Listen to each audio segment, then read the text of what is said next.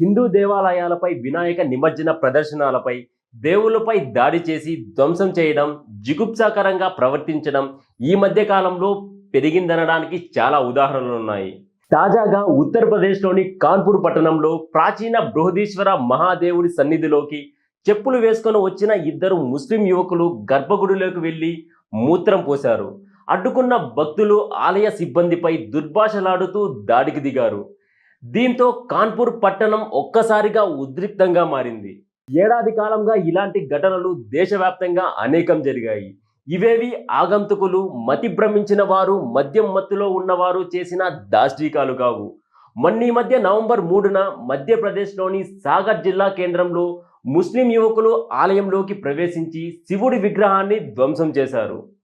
ఆలయ పరిసరాలను అపరిశుభ్రం చేశారు. దీంతో శివభక్తులు కోపోద్రిక్తులయ్యారు. నేటికి నిందితులను పట్టుకున్న దాఖలాలు లేవు. ఒకవేళ అరెస్టు చేసినా వారిని మతి భ్రమించిన వారిగానో, తాగిన మత్తులో దారుణానికి పాల్పడిన వారిగానో చెప్పడం మన దేశంలో, మరీ ముఖ్యంగా ఈ కేసుల్లో ఈ తరహా వాదనలు వినిపించడం సర్వసాధారణంగా మారిపోయింది.